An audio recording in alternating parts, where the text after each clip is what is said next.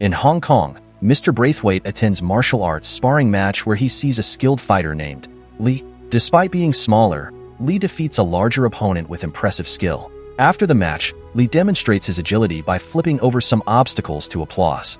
Later, Lee meets with Braithwaite, and before they talk, Lee teaches one of his young students about staying calm and not fighting with anger. Lee also teaches the boy how to bow properly to earn the respect of an opponent. Braithwaite then reveals why he's meeting with Lee. Lee has been invited to a big martial arts tournament on a private island hosted by a secretive man named Han. Han is suspected of illegal activities like prostitution and drug dealing, but there's no solid proof. Braithwaite wants Lee to go to the tournament as a spy. Though Lee is hesitant at first since he didn't plan on going to the tournament, but he eventually agrees. Before heading to Han's island, Lee pays a visit to the old man at his Shaolin temple. The old man shares the heartbreaking story of how Lee's sister, Su Lin, was attacked by many of Han's thugs on the mainland. Despite Su Lin's brave defense, she found herself trapped in an old warehouse. Instead of facing a fate worse than death, she chose to end her own life using a piece of glass. O'Hara, Han's right-hand man, witnessed this tragic event. The old man urges Lee to seek vengeance not just for his sister, but also to uphold the honor of Shaolin. Just as Lee is about to board Han's sampan, two other men arrive. The first is Roper, a flashy guy who's on the run from the mob because he owes them money. In his last encounter with mobsters, Roper managed to fight them off instead of getting his leg broken to repay his debt. The second man is Williams, an African-American who was unjustly harassed and attacked by the police after meeting his sensei in the United States. When the cops attacked him, Williams fought back and even managed to beat them, then escaped in their police car. On the boat to Han's island, Lee and Roper both bet on a praying mantis match. Roper picks the bigger insect while Lee goes for the smaller one. Lee wins some money from the bet. As they enjoy the harbor breeze, a guy named Parsons, who's also invited to Han's tournament, tries to provoke Lee after making a kid-carrying fruit trip.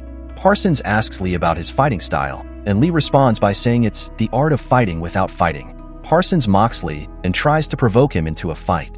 Lee suggests they settle it on a nearby beach and proposes they take a small dinghy. As Parsons eagerly gets into the dinghy, Lee lets it drift away from the sampan, holding onto the rope and warning Parsons not to pull himself in or he'll be left adrift in the ocean. Lee then hands the rope to the crew members, who find the situation amusing. On the island, the passengers witness hundreds of martial artists practicing on giant courts. That evening, everyone enjoys a grand feast. Han makes an appearance, welcoming his guests and commending them for their skills while thanking them for attending. Accompanying him are several women who serve as his elite personal guard. Han tosses fruit into the air while the women skillfully hit them with small darts, demonstrating their precise accuracy. Lee catches one of the fruit pieces. After dinner, Han's hostess Tanya brings young women to Roper and Williams. Roper asks to spend the night with Tanya herself, while the woman accompanying Williams warns him not to venture outside his room when he wants some fresh air. When Tanya visits Lee, he asks for the young woman who threw the dart at the apple he caught during the banquet. Lee meets with the dart thrower, Mei Ling, who reveals herself as a spy sent by Braithwaite before recruiting Lee. She informs him that she hasn't found much evidence of Han's illegal activities, except for the fact that many young women who come to the island mysteriously disappear. Later, Lee sneaks out of his room and, avoiding Han's guards, discovers a hidden trapdoor leading to underground chambers where Han is manufacturing heroin. He manages to overpower some of Han's guards, but has to retreat when the risk of being caught becomes too great. As he sneaks back to his room, Williams spots Lee climbing a nearby wall. The next morning, Han watches the first few rounds of his tournament. He's impressed to see both Roper and Williams fighting exceptionally well. Roper places some bets on Williams, which turn out to be successful, so they decide to bet even more, winning a substantial amount of money. Suddenly, Han announces that one of his guests broke curfew and that some guards were attacked. As punishment, he orders his top fighter, Buelo, to kill them all. Later, Han sends a message to Williams, requesting a meeting in his quarters. In his meeting with Han, Williams is praised for his fighting skills, although Han remarks that they are unconventional. Han suggests that Williams fights more for glory than for harmony, but Williams dismisses Han's opinion, stating that he fights to impress. Han then accuses Williams of attacking his guards the previous night. Williams becomes enraged, demanding to leave the island. Han refuses, and his thugs attack Williams, but Williams easily defeats them. Han himself takes a fighting stance, and they engage in combat within the confines of Han's office. During the fight, when Williams tries to kick Han, he mysteriously injures his foot. Han seizes the opportunity and ultimately defeats Williams with a single strike, killing him. He reveals that his left hand is covered with a solid bronze glove, explaining his deadly blow. Back at the tournament, Roper defeats several opponents, showcasing his skills. Then, it's Lee's turn to fight O'Hara, one of Han's champions. Drawing strength from the memory of his sister, Lee lands lightning-fast hits on O'Hara. Suddenly, O'Hara grabs Lee's foot, but Han orders him to let go. Lee retaliates with a powerful backflip kick to O'Hara's chin, sending him staggering back.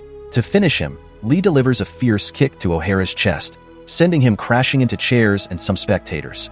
Furious, O'Hara grabs 2 bottles, breaking them and wielding the broken necks as weapons. Lee knocks the bottles away and brings O'Hara to the ground with a powerful kick. Then, Lee lands a decisive blow to O'Hara's throat, ending the fight. Han is embarrassed by O'Hara's defeat and silently leaves the arena, acknowledging his disgrace. Later, Han gives Roper a tour of his lavish home, showcasing extravagant rooms filled with glass display cases containing Eastern weapons. In one case, there's even a human hand bone, which Han chillingly refers to as a souvenir. Han then leads Roper to a room with a guillotine, where he places his own cat under the blade. He tells Roper that true loyalty means being willing to kill upon request, but Roper refuses to pull the release rope that would kill the cat. Han does it himself, activating a platform that descends into the lower levels of his house. There, Roper sees Han's heroin lab and the women he holds captive, most of whom appear drugged and vacant. Han makes Roper a tempting offer to join his operation, but Roper declines, especially after seeing the body of Williams hanging over a deep pool. Distraught at the sight of his dead friend, Roper is taken prisoner by Han's men. Needing to gather more information and send a message to Braithwaite, Lee sneaks into the lower level again that night, using a cobra placed at the trapdoor to scare off any intruders. He makes his way to the radio room and uses the cobra to intimidate the radio operators, allowing him to send a message via telegraph. When he's discovered by Han's guards, Lee fights them off, using his martial arts skills and their own weapons against them. After defeating the last group, he rushes into another chamber but becomes trapped by closing metal doors. Han, impressed by Lee's fighting prowess, tells him that he had planned to recruit him. However, Lee has no interest and willingly allows himself to be captured. The next morning on the tournament grounds, Han commands Lee and Roper to fight each other, but both refuse. Han threatens to find opponents for them, starting with matching Roper against Buello. Initially, Buello dominates the fight, but Roper fights back and lands a powerful kick to Bolo's groin, incapacitating him. Enraged, Han orders his men to attack both Roper and Lee, but they manage to defeat them easily. Lee confronts Han, who replaces his fake hand with a clawed appendage. Despite receiving a few slashes, Lee disarms Han when the drug lord gets his claw stuck on a table. Meanwhile, Mei Ling frees Han's prisoners, leading them to the tournament grounds where they join the fight against Han's men. Han runs off to his house with Lee right behind. In his trophy room, he takes an attachment for his wrist comprised of several sharp blades. The two square off. Han is able to slash Lee several times and wields a spear from his arsenal. However, Lee is able to beat him back, forcing him to retreat behind a hidden door his spear becomes stuck in. Lee enters the room, finding it that it's entirely walled with mirrors. He moves slowly and deliberately, watching for Han. Han strikes Lee a few times, but Lee is finally able to work out an effective strategy. He begins breaking the mirrors around him, eliminating Han's advantage. He finally finds Han and gives him a vicious kick to the chest, impaling him on the spear he tried to use against Lee. Roper sits on the tournament court, worn out from the fight with Han's men. He looks to the side and sees that Tanya is dead. Lee returns to the court, and they share a meaningful glance before parting ways. The final shot of the movie shows Han's claw stuck in the table, symbolizing his defeat. In this way, movie ends here. Thanks for watching.